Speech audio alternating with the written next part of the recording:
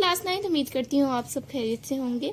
जैसा कि आप जानते हैं कि हम एक्सरसाइज 1.2 करते आ रहे हैं।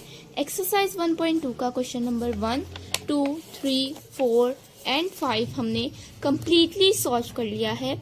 इसमें जो बेसिक कंसेप्ट थे, साथ ही साथ जो टाइप्स यूज़ हुई थी और कौन सी टाइप किस वजह से यूज़ हुई है, वो सब हमने बहुत डिटेल में डिस्कस किया है।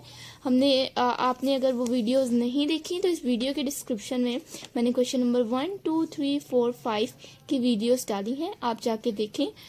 ये एक्सरसाइज बहुत ही इजी है और एमसीक्यूज में ज़्यादातर पूछी जाती है। एमसीक्यूज में ज़्यादातर ये क्वेश्चंस आते हैं। लेकिन आज जो हम क्वेश्चन करने जा रहे हैं इसके 2 पार्ट्स हैं और ये 90% चांसेस हैं कि शॉर्ट में आए। आप इस क्वेश्चन को पढ़ते हैं। Verify that if A is equal to 1201, B is equal to 1120, then A transpose whole transpose is equal to A। 2 है हमारे पास B transpose and whole transpose is equal to B। उन्होंने कहा जब भी आप याद रखें verify that आए, to prove I या फिर find I, इस तरह के जो स्टेटमेंट्स के क्वेश्चंस होते हैं, इसमें आपने क्या करना होता है कि अगर 2 साइड्स हों, ये तो वैसे ए है ना, इसमें फाइंड करने अगर दोनों साइड्स फाइंड आउट करनी हो तो आप क्या करते हैं कि आप इसमें LHS और लेफ्ट हैंड साइड और राइट हैंड साइड करके सॉल्व करते हैं। लेकिन अगर दोनों पार्ट सॉल्व करने ना हो, एक पार्ट सॉल्व करना हो और दूसरे पार्ट के बराबर उसका आंसर आया हो, जैसे यहाँ पर इसका आंसर आया है, बस हमने प्रूफ करना है, तो हम क्या करते हैं, उसको लेफ्ट हैंड साइड या राइट हैंड साइड से नहीं करते बल्कि सीधा ही सॉल्यूशन स्टार्ट कर देते हैं। तो इस तरह के क्वेश्चंस में सबसे पहले गिवन दैट लिखते हैं जो हमें गिवन हो, और उसके बाद टू प्रूव लिखते हैं या वेरीफाई दैट लिखते हैं, फाइंड लिखते हैं। ये 3 वर्ड्स हम इस्तेमाल करते हैं। तो पहला हमारा पार्ट बहुत ईजी है, A transpose whole transpose is equal to A। ठीक है, अब आपने ट्रांसपोज की डेफिनेशन तो देख ली कि changing the matrix obtained by changing the columns into rows and rows into columns is called the transpose of a matrix। एक दफा डेफिनेशन क्लियरली हम इसकी पढ़ लेते हैं। Transpose of a matrix obtained by changing the rows into columns or columns into rows of a matrix is called transpose of that matrix।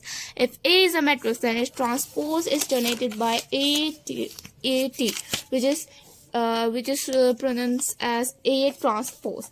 तो यहाँ पर भी A transpose whole transpose is equal to A। हमने क्या proof करना है कि पहले हम A का ट्रांसपोज देंगे और उसके बाद जो हमारे पास जो मैट्रिक्स ऑब्टेन्ड होगा यानी जो आएगा उसका फिर ट्रांसपोज देंगे तो वो A के इक्वल होता है। अब कॉमन सेंस वाली बात है कि अगर हम किसी चीज़ का ट्रांसपोज लें और उसका दोबारा चीज़ को उलट करें और उसका दोबारा उलट करें तो वो सेम जो पहली चीज़ थी वही आ जाएगी। लेकिन फिर भी हमने इसको प्रूफ करना है। मेथड्स हैं, स्टेप्स हैं, शॉर्ट है, इम्पोर्टेंट है, आप लिख लें इस पर इम्पोर्टेंट। तो ये हम करेंगे। तो शीट पर मैंने क्वेश्चन लिख लिया है। शीट पर मैंने लिखा है सबसे पहले गिवन हमारे पास था ए किसके इक्वल था 1201 के और B किसके इक्वल था 1120 के। टू वेरीफाई क्या करना था, A transpose whole transpose is equal to A।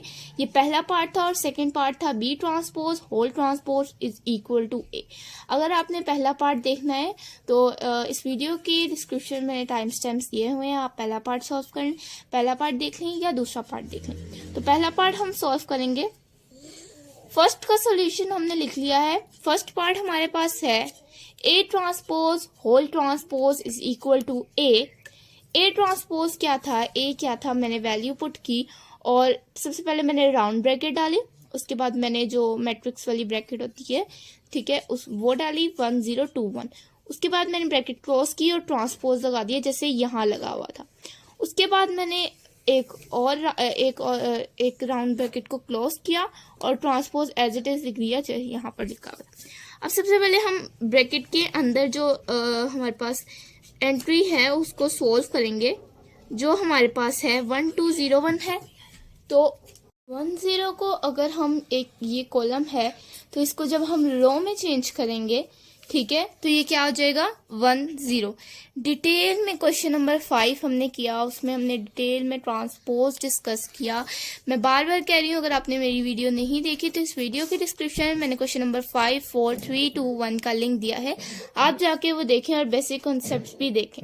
अब 2 1 है हमारे पास, इसको रो में चेंज करेंगे तो हमारे पास 2 1 हो जाएगा। सिर्फ ब्रीफली मैं आपको इस वीडियो में बता रही हूँ, क्योंकि उस वीडियो में मैंने ये बहुत डिटेल में डिस्कस किया था कि ट्रांसपोज कैसे लेते हैं। अब हमारे पास इसका होल ट्रांसपोज देना है, यानी अब ये ब्रैकेट रिमूव कर देनी है हमने, क्योंकि ऑलरेडी हमने ट्रांसपोज ले लिया है। तो ब्रैकेट यहाँ पर, सॉरी ब्रैकेट नहीं आएगी, हमने इसका ट्रांसपोज जो ले लिया। तीन स्टेप्स होते हैं इसमें, उसके बस आपने मार्क्स गेन करने होते हैं। अब 1 0 2 1 का अगेन ट्रांसपोज लें तो 1 2 को रो में चेंज करेंगे तो ये 1 2 हो जाएगा, 0 1 को रो में चेंज करें 0 1 हो जाएगा। अब आप देख सकते हैं कि जब हमने इस ब्रैकेट को सॉल्व किया तो हमारे पास एक आंसर ही आ गया, जो हमारे पास था 1 2 0 1। तो हमारे पास क्या आ गया 1 2 0 1। तो हम क्या लिखेंगे, thus A transpose whole transpose is equal to A proofed. ये बस इतना सा आपका सॉल्यूशन है। अब यहाँ पर ही हम B पार्ट कर लेते हैं, यहाँ पर B पार्ट कर लेते हैं। तो B यानी सेकंड पार्ट हमारे पास है, सेकंड पार्ट का हम सॉल्यूशन लिखेंगे, ठीक है, सॉल्यूशन। अब जो सेकंड पार्ट है B, वो किसके इक्वल है, वो इक्वल है 1 1 2 0 के। तो हम इस पर सेम वही ब्रैकेट्स लगाएंगे जैसे इसका ट्रांसपोज होल, तो ये इसका ट्रांसपोज, ठीक है। अब ये हमारे पास आ गया। अब हमने सबसे पहले क्या करना है, अंदर की ब्रैकेट का ट्रांसपोज लेना। अब अंदर की ब्रैकेट का ट्रांसपोज कैसे लेंगे, 1 1 2 0 है, तो हम क्या कैसे लेंगे इसका ट्रांसपोज, 1 2 1 0, ठीक है। 1 1 इसको कॉलम में चेंज किया हमने, 1 1 2 0 को कॉलम में चेंज कर दिया, ठीक है। अब इस पर होल ट्रांसपोज लगा देंगे, होल ट्रांसपोज, ठीक है। यानी अब इसका दोबारा हम ट्रांसपोज लेंगे तो सेम B वाली वैल्यू आ जाएगी। अब ट्रांसपोज आपको लेना आ गया है, इसलिए डिटेल में मैंने आपको ट्रांसपोज नहीं बताया कि ट्रांसपोज कैसे लेते हैं, ठीक है। अब पहले आप देख लें कि किया क्या है हमने। शुरू से मैं आपको बताती हूँ, A ट्रांसपोज होल ट्रांसपोज था, वो किसके इक्वल था, A के। सबसे पहले हमने जो ब्रैकेट, सबसे पहले राउंड ब्रैकेट लगाई, उसके अंदर A की वैल्यू पुट की। A की वैल्यू ब्रैकेट के साथ है तो ब्रैकेट के साथ ही हमने पुट कर दी। उसके बाद उसके ऊपर क्या था, ट्रांसपोज का साइन था, T था, हमने T लगा दिया एज इट इज, और ब्रैकेट क्लोज करके T लगा दिया।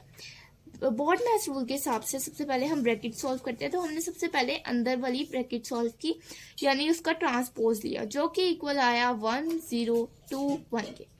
अब हमने इसका ट्रांसपोज ले लिया। अब जब इसका ट्रांसपोज लिया तो ये किसके इक्वल था, 1 2 0 1 के। तो हमने क्या कहा, thus A transpose whole transpose is equal to A proof, यानी ये प्रूफ हो गया कि जो हमारे पास A ट्रांसपोज होल ट्रांसपोज था वो A के इक्वल ही है। अब मैंने आपको पहले भी बताया था, कॉमन सेंस की बात है कि कभी भी आंसर गलत नहीं हो सकता, क्योंकि आप किसी चीज़ का ट्रांसपोज, किसी चीज़ को उलट कर रहे हैं और दोबारा उसको उलट ले रहे हैं, तो जाहिर सी बात है वो पहले जो चीज़ आपके पास जो ओरिजिनल चीज़ थी उसी की तरह आएगा ना। तो कभी भी ये स्टेटमेंट रॉन्ग नहीं हो सकती, या कभी भी आप नहीं कह सकते कि transpose whole transpose is not equal to A, it's always equal to A। अब हमने इसमें स्टेटमेंट लिख दी, जो लिखना बहुत ज़रूरी होती है, ठीक है। बहुत इजी क्वेश्चंस है, इसके सिर्फ 3 पार्ट्स होते हैं, आप चाहे तो 4 पार्ट्स भी इसके कर सकते हैं, एक्सटेंड करना चाहें तो कर सकते हैं, लेकिन 3 पार्ट्स में आपको 2 नंबर आराम से मिल जाते हैं। अब हमारे पास दूसरे का सॉल्यूशन था, हमने क्या किया उसमें हमारे पास था B transpose whole transpose is equal to B। तो हमने क्या किया, सबसे पहले B ट्रांसपोज था तो B ट्रांसपोज पहले B की वैल्यू लिखी विच इज 1 1 20 उसका ट्रांसपोज ले लिया, और फिर होल ट्रांसपोज था तो होल ब्रैकेट का ट्रांसपोज ले लिया। सबसे पहले हमने अंदर ब्रैकेट को सोल्व किया, तो 1 2 था तो इसको हॉरिजॉन्टल में चेंज करेंगे तो 1 2 हो जाएगा। ये 1 0 था, इसको हॉरिजॉन्टल में चेंज करेंगे तो 1 0, जैसे कि 1 2 1 0 यहाँ पर हमारे पास आ गया। अब हमने इसका दोबारा होल ट्रांसपोज लिया, क्योंकि हमारे पास क्वेश्चन में गिवन था कि 2 दफा ट्रांसपोज लेना है, एक दफा अंदर आपने ट्रांसपोज लेना है और एक दफा आपने बाहर ट्रांसपोज लेना है। अब यहाँ पर 1 हमने ट्रांसपोज लिया तो ये कॉलम था 1 1, तो इसको रो में चेंज किया तो 1 1 हो गया। ये 2 0 था तो 2 0। मैंने आपको पहले भी बताया था कि एज अ पेन आप एग्जांपल लें, अगर आपको ट्रांसपोज भूल जाता है, वैसे तो ट्रांसपोज इजी है और हमने जो डेफिनेशंस किए हैं उसमें भी ट्रांसपोज मैंने आपको डिटेल में बताया कि ट्रांसपोज होता क्या है, कैसे करते हैं, स्क्यू सिमेट्रिक क्या होता है, सिमेट्रिक मैट्रिक्स क्या होता है, डायगोनल, आइडेंटिटी, नल, ये सब मैट्रिसेस हमने उस वीडियो में डिस्कस किए थे।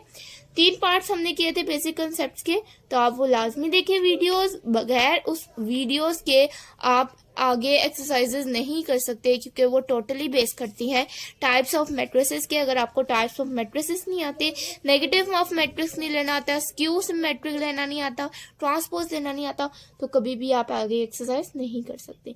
तो वो डिटेल में हमने वीडियो बहुत सी एग्जांपल्स के साथ मैंने आपको एक एक टाइप समझाई है।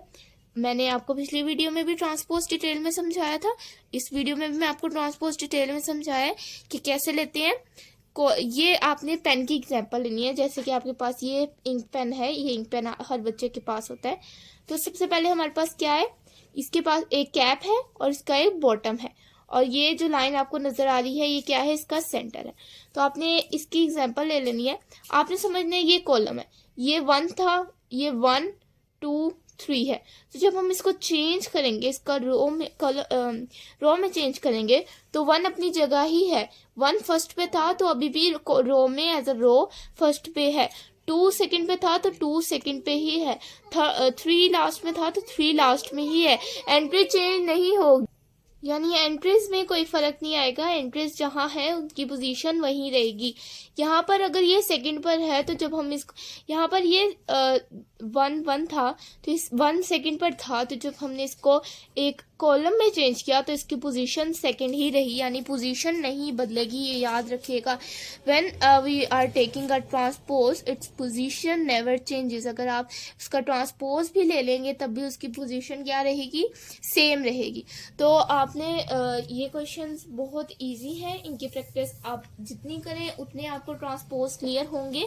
ट्रांसपोज बहुत इंपॉर्टेंट टॉपिक है, आगे जाके भी आपने ट्रांसपोज लेना है, ठीक है। तो ट्रांसपोज करें, स्क्यू सिमेट्रिक करें, सिमेट्रिक करें। उसके अलावा आप जो भी मेरी डेफिनेशंस मैंने आपको समझाई वो आप डिटेल में वो वीडियो देखें, बार बार वीडियो देखें ताकि आपको डेफिनेशंस क्लियर हो। एग्जांपल्स के जरिए हमने वो डेफिनेशंस की थी। अगर आपको वो डेफिनेशंस ही नहीं क्लियर तो आपका कॉन्सेप्ट क्लियर नहीं होगा। अगर आपकी डेफिनेशंस क्लियर है तो क्वेश्चन कोई भी आ जाए, आपका कॉन्सेप्ट क्लियर होना चाहिए, आपको आना चाहिए क्वेश्चन, क्योंकि आपको आएगा। अगर आपका कॉन्सेप्ट क्लियर है तो आपको आएगा। तो मिलते हैं नेक्स्ट वीडियो में, जिसमें हम सॉल्व करेंगे क्लास 9th एक्सरसाइज 1.3 का क्वेश्चन नंबर 1। तो अब अगर आपको ये वीडियो अच्छी लगी है तो इस वीडियो को लाइक करें, अपने फ्रेंड्स के साथ शेयर करें जिनको इन एक्सरसाइजेस में प्रॉब्लम्स हैं, इन क्वेश्चंस में प्रॉब्लम्स हैं। मेरे चैनल को सब्सक्राइब करें, बेल आइकन ज़रूर प्रेस कर दें ताकि मेरी हर नई आने वाली वीडियो रिलेटेड टू क्लास 9 सबसे पहले आप तक पहुँचे, आपके कॉन्सेप्ट क्लियर हो और आपके आपका टेस्ट पेपर्स अच्छे। तो मिलते हैं नेक्स्ट वीडियो में, तब तक के लिए अल्लाह हाफिज़।